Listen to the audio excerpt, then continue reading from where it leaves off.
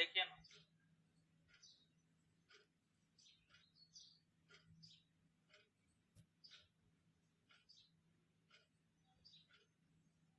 तो सभी को गुड इवनिंग।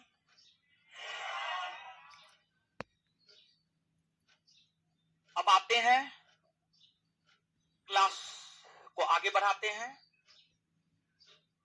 सिर्फ आप लोग क्लास में चाहते ना, बताइएगा क्या हुआ था। चलिए, तो अब पढ़ने के लिए आए हैं, पढ़िए, बतियाइए मत ज्यादा।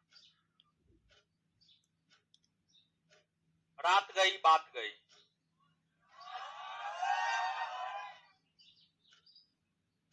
आपको प्रस्तावना पढ़ा रहे थे, कुछ चीज बताए थे, आशा करते हैं याद किए होंगे, याद होगा। पूछते हैं 2-4-5 क्वेश्चन, पता चलेगा। भारतीय संविधान में प्रस्तावना किस देश से प्रभावित होकर लिया गया है? किस देश से? अमेरिका से। अगली बात बताएंगे, संविधान की प्रस्तावना की भाषा किस देश से प्रभावित?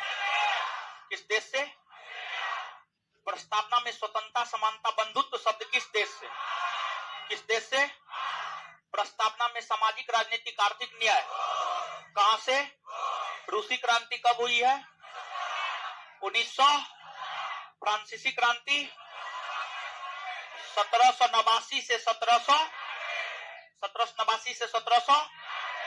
किस वाद में सुप्रीम कोर्ट ने यह कहा कि प्रस्तावना संविधान की आत्मा है? गोलकनाथवाद। गोलकनाथ। किस वाद में सुप्रीम कोर्ट ने कहा प्रस्तावना संशोधनीय नहीं है? हाँ, पेरुवारीवाद। किस वाद में सुप्रीम कोर्ट ने कहा प्रस्तावना संशोधनीय है? केशवानंद भारतीवाद। केशवानंद भारतीवाद। आगे, प्रस्तावना में संशोधन हुआ है? हाँ या ना? हुआ है ना? कितना बार? कैमा संविधान संशोधन? 42वां संविधान संशोधन 1900। 42वां संविधान संशोधन 1900। बात क्लियर है? इतना ही ना बताए थे। अब देखिए, एक चीज बता रहे हैं, ऑनलाइन वाले ऑफलाइन वाले सभी लोगों को बता रहे हैं। ऑनलाइन वालों को बता रहे हैं 7 बजे है, लेकिन 7:15 बजे से आपका क्लास शुरू होगा। कभी हो सकता है 7 बजे भी शुरू हो जाए, लेकिन लेटेस्ट 7:15 बजे से क्लास आपका शुरू हो जाएगा। इस चीज को स्पेशली ऑनलाइन वाले लोग जो है ध्यान में रखेंगे। थोड़ा बहुत इधर उधर हो सकता है, क्योंकि क्लास ऑनलाइन ऑफलाइन दोनों रूप में है, तो बस यही कारण है। और 2-2 क्लासरूम है, थोड़ा सा मैनेज करना पड़ता है हर चीज को। चल रहा है ना जी सब चीज? चलिए ठीक है। अब देखिएगा, प्रस्तावना से जानते हैं, जब आप प्रस्तावना का प्रश्न देखेंगे ना, तो प्रस्तावना में आपको कुछ प्रश्न मिलेगा। जैसे कि प्रश्न ये रहेगा, निम्नलिखित में से कौन शब्द प्रस्तावना में है और कौन शब्द प्रस्तावना में नहीं है। इस प्रकार के प्रश्न जो है आपको परीक्षा में पूछे जाते हैं। समझ गए? इस प्रकार के प्रश्न आप जाते हैं। आप इस प्रकार के प्रश्न समझ गए? आप जो है इस प्रकार के प्रश्न चैप्टर नंबर 1 का आप लिए, तो प्रस्तावना का क्वेश्चन हम बोले थे। ठीक है महाराज, ये सब भी नशा करता है, पता नहीं कौन नशा करता है। भांग पीता है, सही है। चलिए सुनिए, जबकि बढ़िया से जानते हैं क्या बजे बोले हैं? 3 बजे बोल दिए हैं, 3 या 4 बजे बोले होंगे। समझ गए? कि इसको बोले थे कि आज प्रस्तावना पढ़ा देंगे, चैप्टर खत्म कर देंगे, क्वेश्चन भी करवाएंगे, क्वेश्चन यहाँ लगा दीजिएगा, यही ना बोले थे। ऐसा तो नहीं है कि आप बच्चा पढ़ा लिखा है तभी आम के जगह इमली ला करके रख दिया। बताइए ये सब का कैसे गुजर बसर होगा? इसकी बीबी तो इसको झाड़ू से झड़िया दे, केगा लाने के लिए आम ला करके देगा इमली।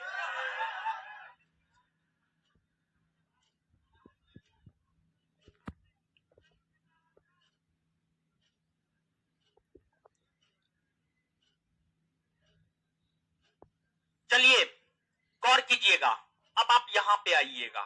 ठीक है, अब आप यहां पे आइएगा।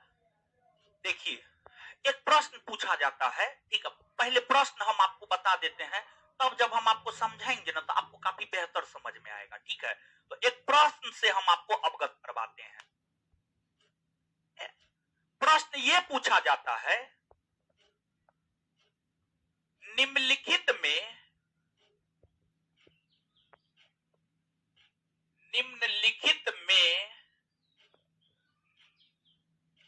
से कौन शब्द प्रस्तावना में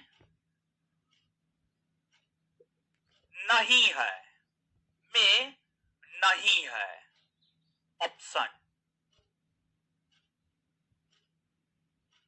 सामाजिक न्याय,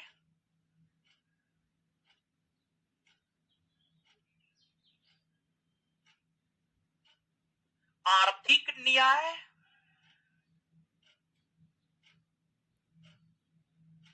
राजनीतिक न्याय,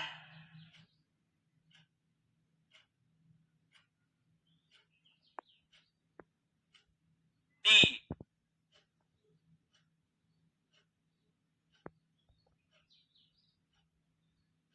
आर्थिक स्वतंत्रता। क्या होगा आंसर? क्या होगा? डी होगा। तो इस प्रकार के प्रश्न जो है आपके परीक्षा में पूछे जाते हैं, कौन से शब्द प्रस्तावना में है और कौन से शब्द प्रस्तावना में नहीं है। ये प्रश्न आपसे आपके परीक्षा में पूछा जाता है।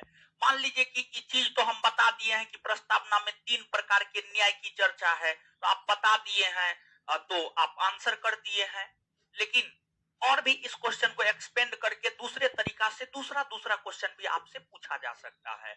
अब आप इस प्रकार के प्रश्न को कब डील कर पाएंगे? आप इस प्रकार के प्रश्न को तब डील कर पाएंगे जब आपको पूरा का पूरा प्रस्तावना याद होगा। पूरा का पूरा प्रस्तावना याद होगा तब आप इस प्रकार के प्रश्न को सही वे में डील कर पाएंगे, अदरवाइज आप इस प्रकार के प्रश्न को सही वे में डील नहीं कर पाएंगे। तो प्रस्तावना एक पेज है, समझ गए, उसमें लिख करके आप आराम से याद रख सकते हैं। तो आप क्या कीजिएगा जानते हैं, इसके लिए दिमाग पे देखिए, कुछ चीज ऐसा है जिसको लेकर दिमाग पर बहुत ज्यादा प्रेशर नहीं डालना है। जितना डाटा वाला चीज है, समझ गए, उसको एक एक दिन करके रख लीजिए, याद कर लीजिए। देखिए इसके लिए आपको क्या करना है, आपका रूम होगा, रूम में प्रस्तावना अपने कॉपी पे लिख लीजिएगा, उसको साट दीजिएगा। जब भी टाइम मिले ना, मान लीजिए कि जो है खाना बनाना है, खाना बना रहे हैं, मान लीजिए कि सब्जी काट रहे हैं, समझ गए, सब्जी काट लिए, उसके बाद चढ़ा दिए गैस पर, एक बार उसको देख लेंगे, फिर खाना खा करके उठे, एक बार उसको देख लेंगे। यानी लगातार 2 बार 4 बार 5 बार 10 बार 20 बार 25 बार देखिएगा ना, तो वो अपने आप याद हो जाएगा। देखिए वैसा कोई भी चीज जो आपको याद नहीं होता है ना, इस तरीका को आप अपनाइए, समझ गए, लिख करके रूम में साट दीजिए और उसको बार बार देखिए जब भी आपको टाइम मिले। अब ये नहीं लिख करके साट दिए, देख रहे हैं ये नहीं है, तो तब वो आपको याद नहीं होगा। तो बार बार उसको देखिए, 10 बार 20 बार, जितना बार टाइम मिलता है ना उतना बार आप उसको देखिए, तो आपको याद हो जाएगा, नहीं तो आपको याद नहीं हो पाएगा। तो हम आपसे रिक्वेस्ट करेंगे, प्रस्तावना संविधान की आत्मा कहा जाता है प्रस्तावना को, और हम भारत के लोग हैं, भारत के नागरिक हैं, as a Indian citizenship, as a Indian citizen यानी भारत के नागरिक होने के नाते भी हमें प्रस्तावना याद होना चाहिए, समझ गए। तो ये चीज है, आप इसको निश्चित तौर पे याद रखेंगे। तो अब देखिएगा, आते हैं हम लोग प्रस्तावना के ऊपर, ठीक है। देखिए ये आपको पूरा का पूरा प्रस्तावना है, समझिए, ये जो है आपको पूरा का पूरा क्या है, प्रस्तावना है।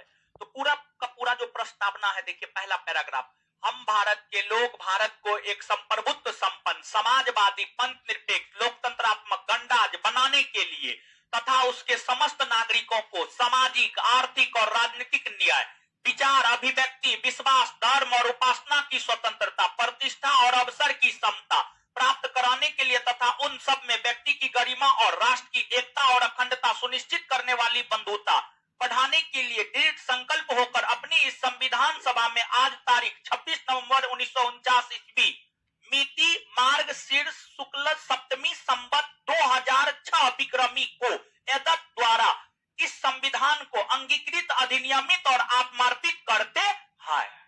ये पूरा का पूरा प्रस्तावना है। प्रस्तावना का हर शब्द अपने आप में महत्वपूर्ण है।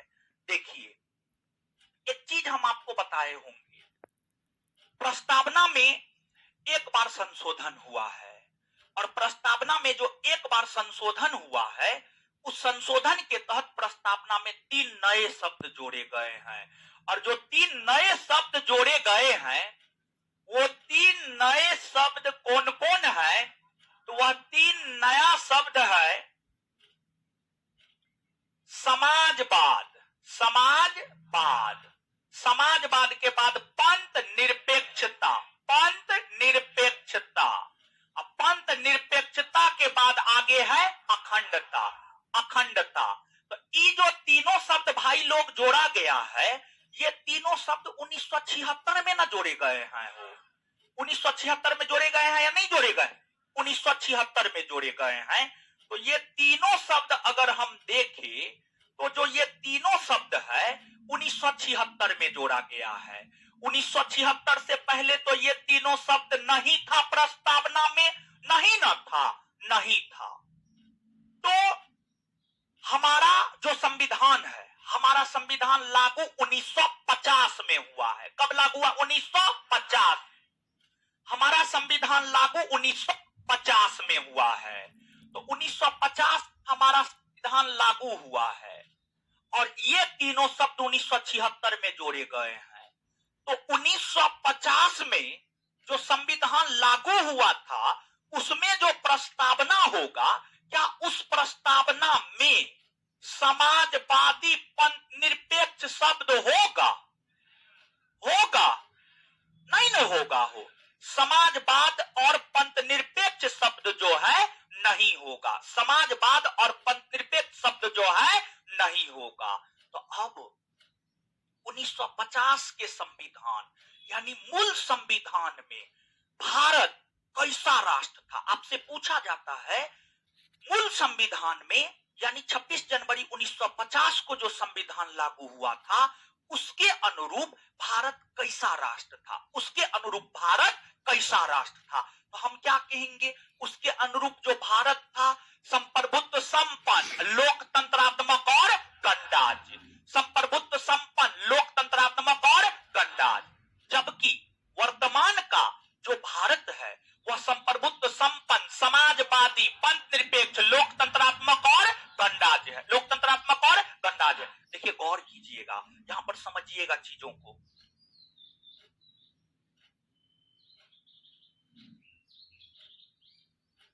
क्वेश्चन यहां पे बताते हैं, देखिए 1950 ईस्वी के संविधान के प्रस्तावना के अनुरूप, प्रस्तावना के अनुरूप भारत कैसा राष्ट्र था? भारत कैसा राष्ट्र था? ऑप्शन संप्रभुत्व संपन्न, संपन्न, समाजवाद, समाजवादी, गणराज्य। अब बी लोक तंत्रात्मक, समाजवादी, गणराज्य, गणराज्य।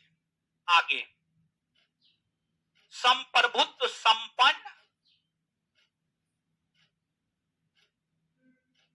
लोकतंत्रात्मक,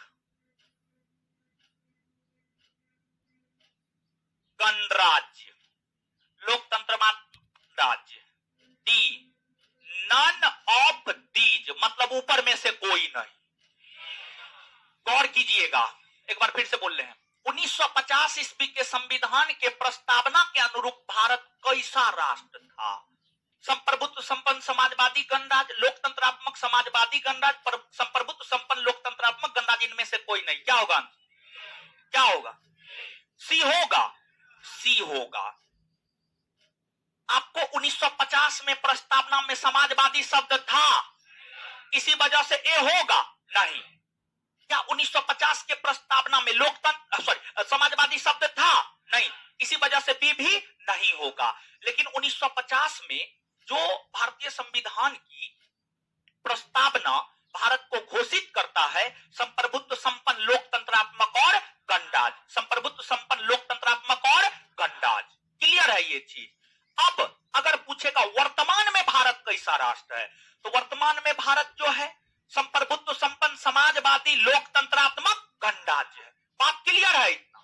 चलिए अब देखिए, गौर कीजिएगा, जब आप क्वेश्चन बैंक पलटिएगा ना, तो ये जो 5 शब्द है, समझ गए, ये जो 5 शब्द है प्रस्तावना में, प्रस्तावना के जो 5 शब्द है, इस 5 शब्द पे गौर कीजिएगा आप।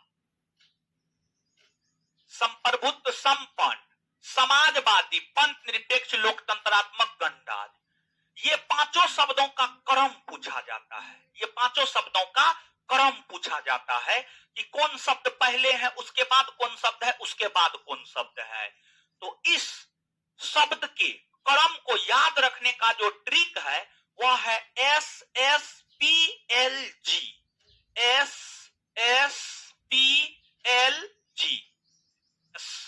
पहला एस से होता है संप्रभुत्व संपन्न, दूसरा एस से होता है समाजवाद, पी से होता है पंथ निरपेक्ष, एल से लोकतंत्र, जी से गणराज्य, जी से गणराज्य।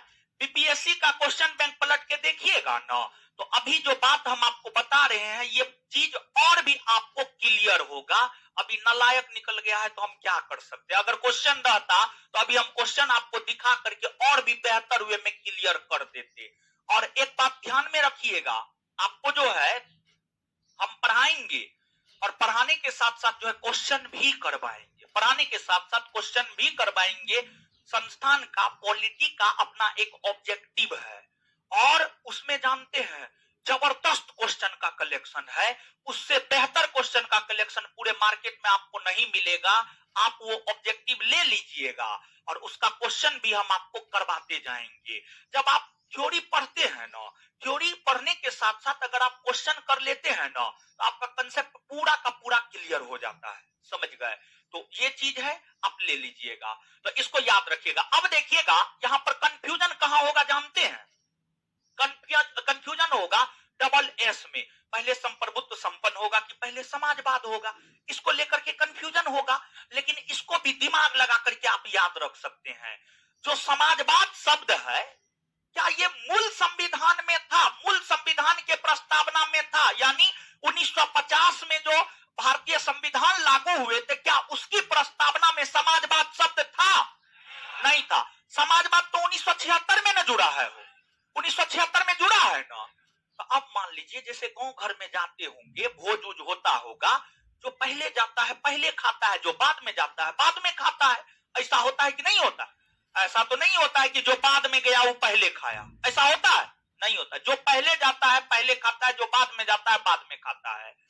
तो इस आधार पे आप याद रखेंगे समाजवाद शब्द तो था ही नहीं, इसको बाद में जोड़ा गया। बाद में जोड़ा गया तो जो 2 एस है उसमें समाजवाद बाद वाला होगा। जब समाजवाद बाद वाला होगा तो पहले वाला संप्रभुत्व संपन्न होगा। इस प्रकार से दिमाग लगा करके जो है आप इसको याद रख सकते हैं। क्लियर हुआ? चलिए, तो इसको याद रखिएगा। नीचे से 1-2 पॉइंट लिखिएगा।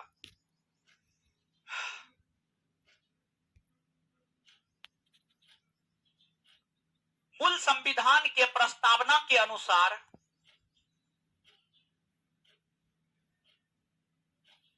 मूल संविधान के प्रस्तावना के अनुसार मूल संविधान के प्रस्तावना के अनुसार भारत एक संप्रभुत्व संपन्न, हीरो लिखिए ना, है आप काहे लिख रहे हैं? बकलोल ऐसे में कैसे होगा? ऐसे में देखिए हम सीधा हम खरा खरी बोलते हैं। ऐसे में जीवन में कभी सफल नहीं हो पाइएगा। ये मत कहिएगा हम शराब दे रहे हैं, समझिए। जो दूसरे के भरोसे रहेगा, आज का युग ऐसा है ना, भाई भाई का नहीं होता है, वो तो दोस्ते होगा आपका, समझ गए। जीवन बर्बाद हो जाएगा। माँ बाप का झूठ मूठ का पैसा बर्बाद कर रहे हैं, लिखिए आप लोग। मूल संविधान के प्रस्तावना के अनुसार भारत एक संप्रभुत्व संपन्न लोकतंत्रात्मक गणराज्य था। संप्रभुत्व संपन्न तंत्रात्मक गणराज्य था, लोकतंत्रात्मक गणराज्य था। मूल संविधान के प्रस्तावना के अनुसार भारत एक संप्रभुत्व संपन्न लोकतंत्रात्मक गणराज्य था। दूसरा पॉइंट, वर्तमान के संविधान के प्रस्तावना के अनुसार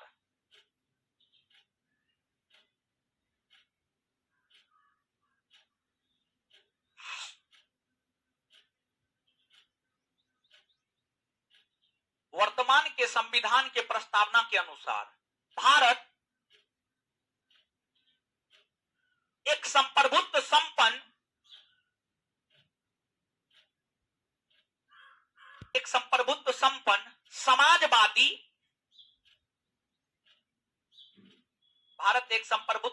समाजवादी पंथ निरपेक्ष, कोमा देते जाइएगा। भारत एक संप्रभुत्व संपन्न समाजवादी पंथ निरपेक्ष